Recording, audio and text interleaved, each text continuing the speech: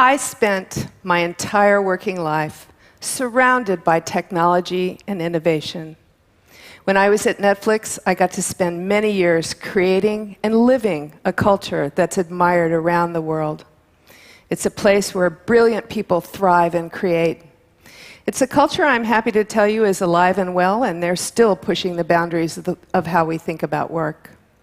So when I left Netflix, I sort of went on this world journey to discover what the world of modern-day work looked like, the world outside of my backyard, outside of the Silicon Valley. So now I travel and I meet with startups and corporations, business schools and CEOs. That startup world, it's every cliche you imagined and more. I have seen at work hammocks, swings, cats, and bartenders. I've been to lovely buildings of large companies with gourmet restaurants and art collections. I get to debate venture capitalists and professors. It's a terrific journey. But here's the really weird thing.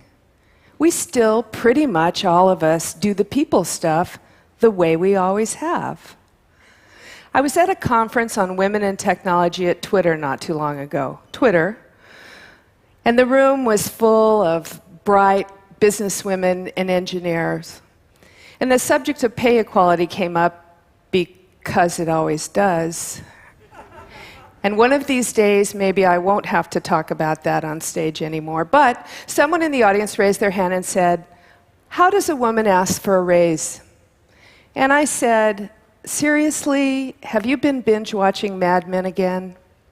It is not the 1950s. That's not how it works anymore. We changed that stuff up in the 60s. Most companies have complex compensation systems with salary bands, merit increase budgets, bell curve distributions. And if you join a firm and you're paid 20% below what you're worth in the open market for talent, you will never catch up. The math of a 6.5% merit increase budget simply doesn't work in your favor." Horrified, she said, "Are you telling me I have to leave my company to get paid what I'm worth?" Yes. Because unless your company realizes that it's beyond food or fun or foosball, but simply paying you fairly might be the good way to start keeping you. "It's your career," I told her. "Own it." It's shocking, really, how little has changed out there. It's like we never question anything. We just pile more stuff on. We want to feel like our employees are contributing, like they feel like a part of a team, like they're engaged. So we do an employment engagement survey. It's a form that you fill out anonymously, of course. And then we take the results of that engagement survey and we turn it into global corporate initiatives. And then we set out to empower you. You know, empowerment, where I touch you with the magic wand and I sprinkle you with corporate fairy dust and I declare, "You're empowered." Do you know why we have to empower people at work now? Because we spent decades taking it away from them, with rules and process and handbooks and procedures. We think we have to teach people now how to find at work what they walk in the door with every day: power.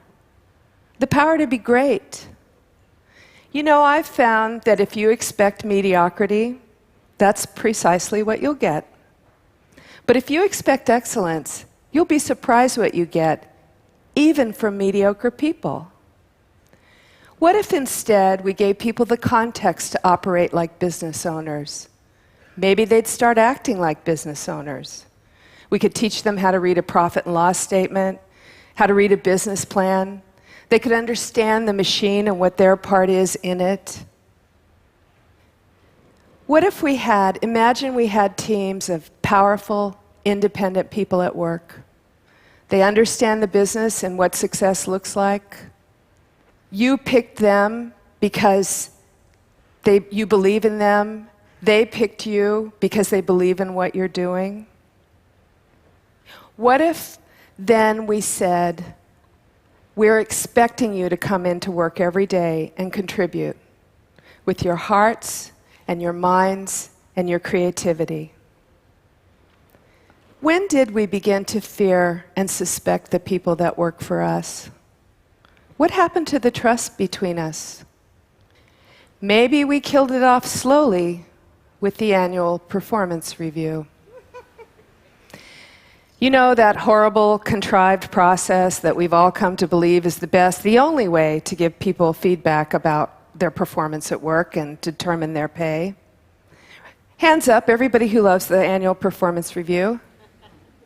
Yeah, that'd be nobody, because everybody hates it.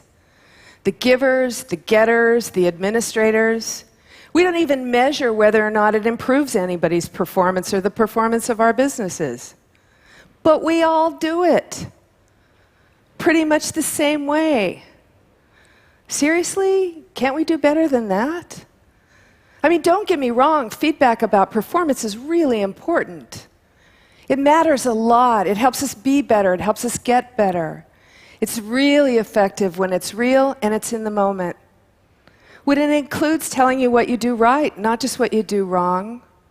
There's got to be a better way to do that. So at one of my startups, we're practicing with a new way of doing it. They're mandating that people have one-on-ones with their manager every week. And every fourth one-on-one is about performance, from the manager to the employee and the employee to the manager. And sometimes they include other team members. It allows them to make corrections in the moment and reward impact. It's real and it's alive. Now, I know you're all thinking, that's really cute, but it's too simplistic, and that'll never work in our corporation. But isn't there some place, somewhere, some dark corner, you can let somebody experiment with it and come up with a better way? When I was at Netflix, we tried really hard to create an environment where people could do their best work, where innovators could innovate. I remember when Steve Jobs called Reed Hastings, our CEO, and asked if we could create a video streaming application for what he referred to as the transformational device. We now know it as the iPad. We had tough deadlines, but we made it, and it was a terrific product, and everybody was using it. So I came flying into our product meeting one morning. I was full of excitement. Touch technology, it's amazing. It's so primal, it's so human to point your finger at something and have it begin to play. Last night I was at a restaurant and the 2-year-old sitting next to me was streaming SpongeBob in his high chair. I can't wait until I walk into my media room and I swipe my wall and something begins to play. And around the room they started riffing like jazz musicians. Oh, we won't make you get up. No, another one said, you'll reach in your pocket and you'll pull out your smartphone. Yeah, and on the phone will be an app, the Moodometer. And you'll put your thumb on that app and it will say, oh, Patty, are you sad? And instantly a romantic comedy starring all my favorite actresses and actresses will begin to play and I'll feel better. And I looked around that room and I realized that I was surrounded by the kind of people that if you came up with a great idea and you put the right team together, you could make almost anything happen. And I started to think about them. You know, innovators are different. They approach work differently. They never look back. They look forward and imagine what might be. They don't try and make anything a little bit better. They make mistakes. They move fast. They break stuff. They get rid of stuff that gets in their way. And I realized I had become one of them. I no longer spoke HR. I didn't care about best practices or initiatives or engagement. I cared about the pride that comes from being part of an amazing team that accomplishes amazing stuff. That's what makes people happy at work. And I'm here in front of you today to start a revolution. Because it's time, because we have to. The very nature of work has changed. We can't predict the future.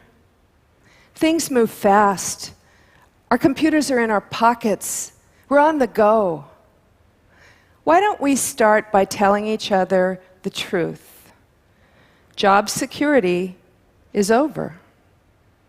Retaining people is a measure that might not even matter. We have to learn to question all the layers of process and approvals and compliance. We have to remove the obstacles that stand in our way and slow us down and take away our spirits. We have to begin to think of our careers as journeys, the places we want to go, the things we want to learn.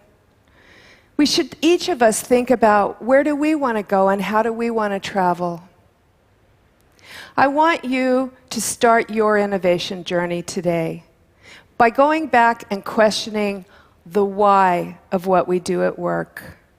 And finally, and most importantly, have the courage to throw away the stuff we do that simply doesn't matter.